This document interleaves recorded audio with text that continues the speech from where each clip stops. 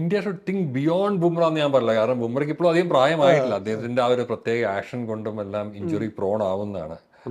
He's easily the best fast bowler. കഴിഞ്ഞ വർഷം നമ്മൾ T20 ലോകകപ്പിൽ കണ്ടു, ഓസ്ട്രേലിയ ആയിട്ടുള്ള സീരീസിൽ കണ്ടു. എപ്പോൾ ബുംറ ബോൾ എടുത്തിട്ടുണ്ടോ അപ്പോൾ ഒരു വിക്കറ്റ് കിട്ടും നമുക്ക് ഉറപ്പുണ്ട്. ആ ഒരു ഫീലിംഗ് പണ്ട് ഈ ലില്ലി തോംസൺ അല്ലെങ്കിൽ വെസ്റ്റ് ഇൻഡീസിന്റെ മാർഷലൊക്കെ ബോൾ ചെയ്യുന്ന സമയത്ത് മാത്രമേ ഉണ്ടായിട്ടുള്ളൂ.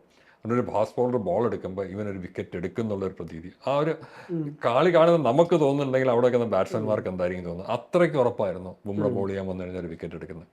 അതുകൊണ്ട് ബുംറയെ സംബന്ധിച്ച് നമ്മൾ പ്രിസർവ് ചെയ്യണം. ഈ കഴിഞ്ഞ സീരീസിൻ്റെ ഇടയ്ക്ക് തന്നെ രോഹിത് ശർമ്മയോട് ചോദിച്ചപ്പോൾ Bumrah's workload is a problem that we'll have to manage എന്നാണ് പറഞ്ഞത്. ഒരു സമയത്ത് കൂടുതൽ വർക്ക് ലോഡ് വന്നു, അദ്ദേഹത്തിന് പിന്നെയും ബാക്ക് പ്രോബ്ലം വന്നു.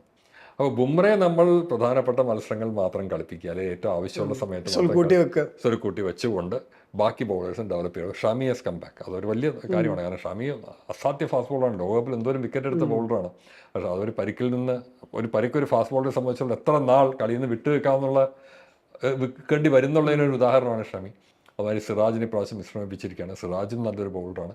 പിന്നെ എത്രയോ അർഷ്ദീപ് സിംഗ് ഉണ്ട്, ധാരാളം നല്ല ഫാസ്റ്റ് ബോളേഴ്സ് വരുന്നുണ്ട്. അപ്പോൾ ബുംറയ്ക്ക് പകരം എന്നുള്ളതിനേക്കാളും ബുംറയെ സഹായിക്കാനായിട്ട് നമുക്ക് കുറച്ച് പേരെ കൂടി കിട്ടുന്നു എന്നുള്ളതാണ് എൻ്റെ പ്രസക്തി.